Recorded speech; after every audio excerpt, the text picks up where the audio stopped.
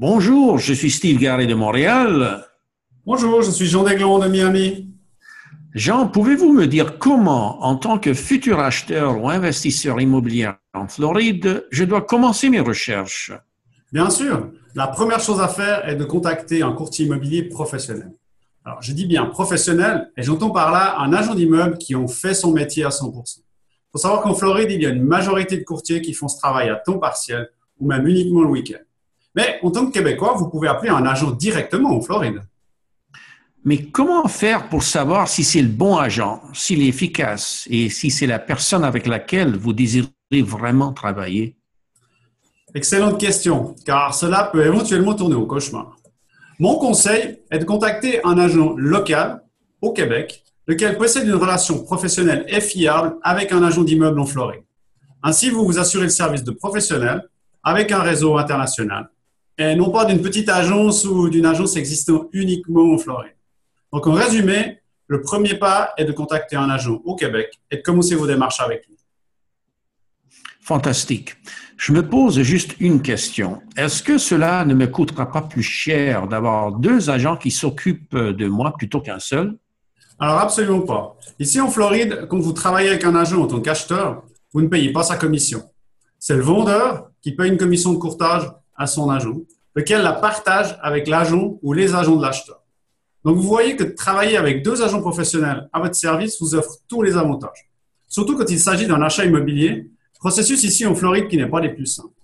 Et comme vous pouvez le voir sur le graphique, si l'acheteur est représenté par un courtier, il ne paye pas de commission. S'il est représenté par deux courtiers, il ne paye pas de commission. Merci Jean pour ces informations importantes. Il n'y a donc aucune raison pour l'acheteur de ne pas se faire représenter par un agent d'immeuble. Qui plus est, la commission des deux courtiers est payée par le vendeur. Donc, pas d'impact sur les finances de l'acheteur. C'est bien juste. Oui, tout à fait. Un agent d'immeuble qui représente un acheteur va faire son possible pour obtenir le meilleur prix, tout en s'assurant que la transaction puisse se faire selon les directives de son client et surtout sans que celui-ci n'ait à payer de commission. Dans cette situation, pourquoi un acheteur se priverait-il des services d'un professionnel? Effectivement, c'est correct. Être représenté pour éviter des problèmes semble être la meilleure des tactiques.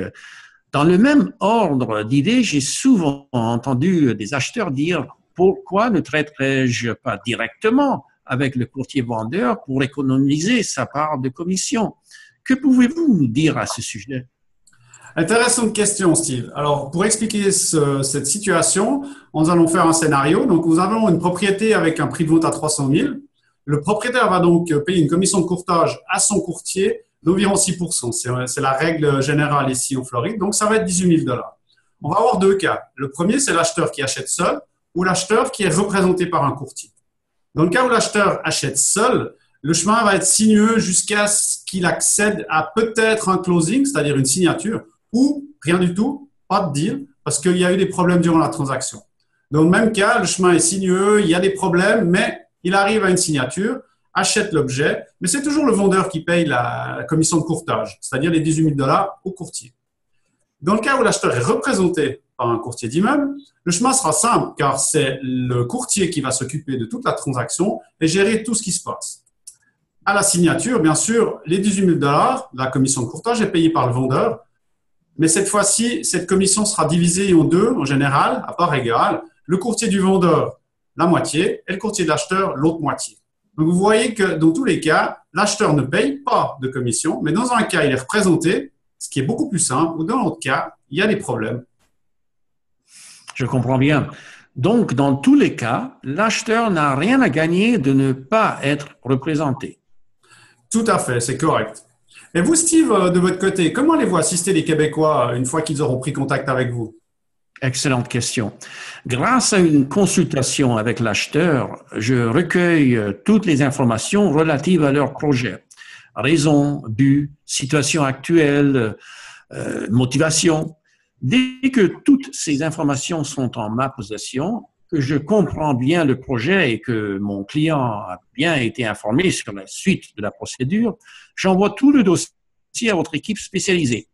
J'invite ensuite le client à participer à un appel vidéoconférence via Skype avec vous. Je propose toujours de participer à la première session pendant laquelle je résume leur situation. Le client a ainsi aussi l'occasion de donner des précisions et vous, de poser des questions supplémentaires. Ainsi, mes clients n'auront pas à tout vous répéter et se sentiront à l'aise immédiatement. Ils verront comment nous travaillons étroitement ensemble, apprécieront notre travail d'équipe et surtout sauront qu'ils font affaire avec des vrais professionnels de l'immobilier. C'est fantastique. Merci, Steve. La prochaine fois, de quoi allons-nous parler? Notre prochain sujet sera la suite de celui-ci. Comment se déroule le processus d'un achat immobilier en Floride? Magnifique. Merci. Alors, à la prochaine. Au plaisir, Jean.